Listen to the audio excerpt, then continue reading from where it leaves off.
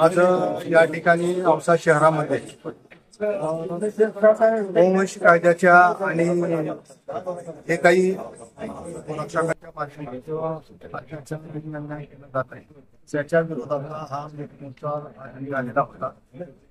यामध्ये सर्व पक्षांचे पदाधिकारी आणि आमच्यासोबत निवेदन त्यांनी द्यायला आलेले जिल्ह्याचे माजी जिल्हाध्यक्ष काँग्रेसचे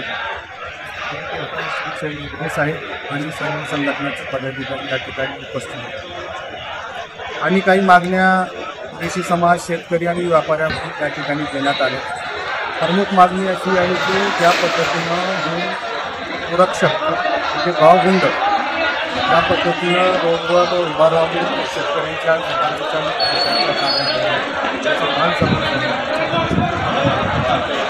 सहजच बोलत नाही त्याच्यावर खंडणीचे गुन्हे सुद्धा दाखल झाले आणि गोशाळेतील माल गोशाळेमार्फत पकडलेला माल विक्री करण्याचं काम या जिल्ह्यात आणि आमच्या जे रास्त मागणी आहेत मागणी झाल्यास आत्ताच आपण त्यांच्या काही भावना ऐकल्या।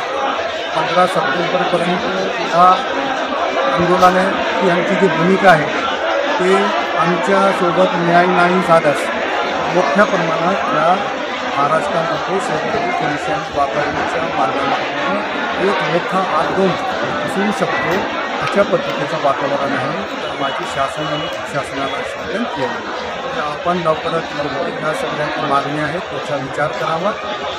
संविधानिक जे अधिकार दिलेले आहेत ते जपण्याचं काम करावं आणि जे कायद्यानं बंदी आहे तर ते पुरेशी समाजाला आणि व्यापाऱ्यांना पण आमची विनंती आहे आपण जे कायद्यानं बंदी आहे ते आपण काम करू नये अशा पद्धतीचं आम्ही या ठिकाणी आमची भूमिका आहे तीच भूमिका घेऊन आम्ही या ठिकाणी आलो आहोत।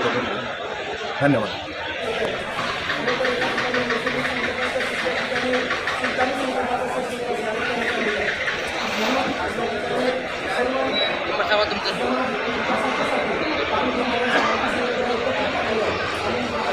नाव काय तुमचं?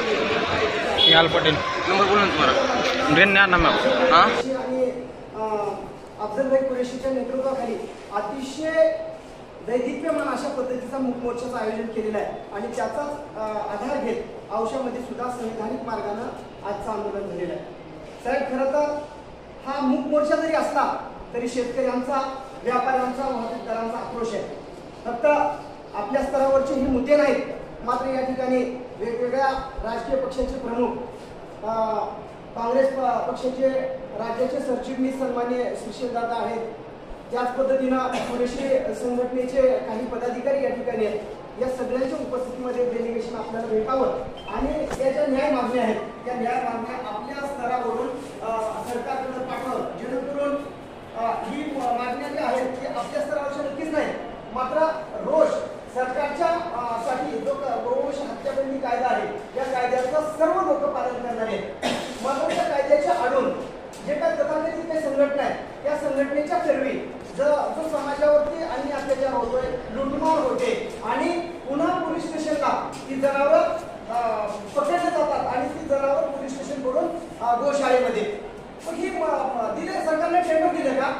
जर अधिकृतरित्या जर ह्या गोरक्षकांना बजरंग दलाला जर हे टेंडर द्यायचं असेल तर कुशाल सरकारने टेंडर द्यावे जेणेकरून पोलिसांना तांत्रिक मिळेल अशा पद्धतीचा आक्रोश या मोर्चेकऱ्यांच्या माध्यमातून दिसून आलेला आहे। मला वाटते अधिकचं बोलणं उचित होणार आहे। ही सगळ्या मागण्या माननीय मुख्यमंत्री महोदयांना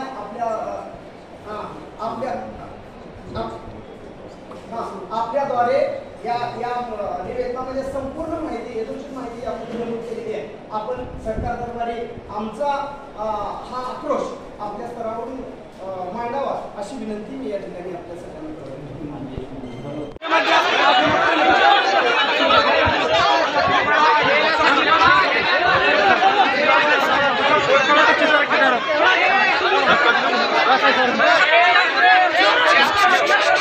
चिलो मत लाला पुकारा मत करो.